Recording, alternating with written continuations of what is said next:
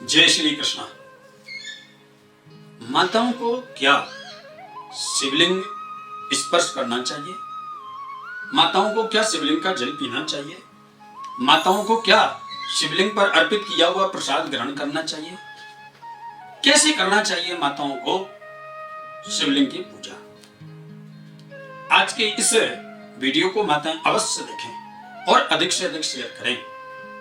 ध्यान रखना, भगवान भोलेनाथ सारे विश्व के, सारे संसार के और पूरे ब्रह्मांड के आदिश्वर हैं।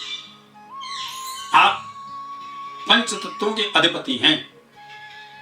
आप महादेव हैं।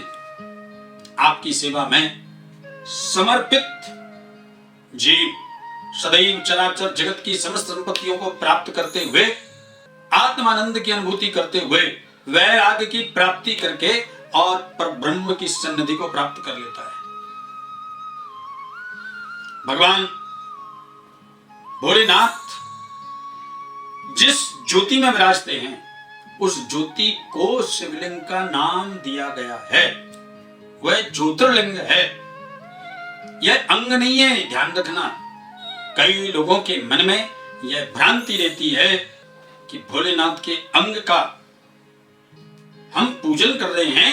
यह स्वयं संपूर्ण स्वरूप शिव का है और उसमें जो ज्योति विद्यमान है, वो ज्योति ही ब्रह्म रूप है। इसके लिए शिवलिंग के पूजन के अधिकारी सभी लोग हैं। बाल, युवा, वृद्ध, स्त्री, पुरुष, बालिका, सबको शिवलिंग का पूजन करने का अधिकार है।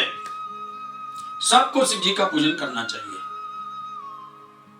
शिवलिंग की जो ऊर्जा है, उसमें से एक प्रकार का रेडिएशन डेवलप होता है और ऐसा रेडिएशन शिवलिंग के आसपास में परमाणु बम का रेडिएशन भी इफेक्ट नहीं कर सकता।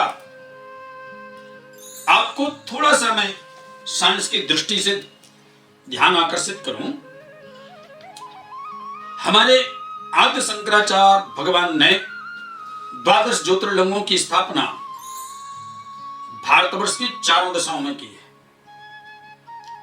उसमें आद्य शंकराचार्य जी का यह मत था कि कभी भी अगर किसी प्रकार से भारतवर्ष के ऊपर कोई भी व्यक्ति परमाणु बम का अगर अटैक भी करता है, तो ज्योतिर्लिंग के रेडिएशन के कारण वह बम का जो प्रभाव निष्क्रिय हो जाएगा और हमारे देश के जनमानस की सुरक्षा होगी।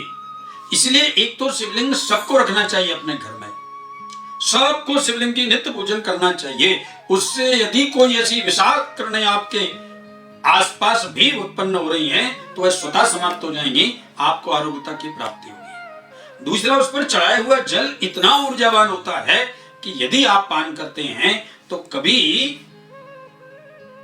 आपको किसी प्रकार के मानसिकता में कोई ऐसा भ्रम उत्पन्न ना हो जाए।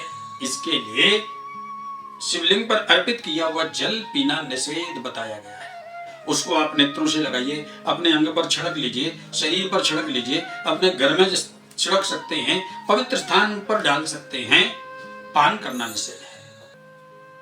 शिवलिंग पर अर्पित किया हुआ प्रसाद ब्रह्मचारी बालकों को देना चाहिए।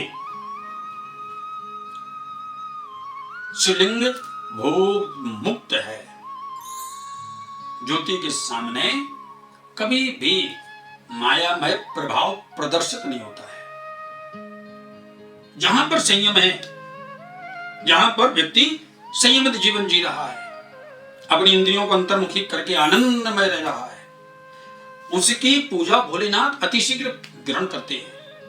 तो इसके लिए ब्रह्मचारी बालक को प्रसाद देना चाहिए। माताएं आनंद पूर्वक सेवा कर सकती हैं।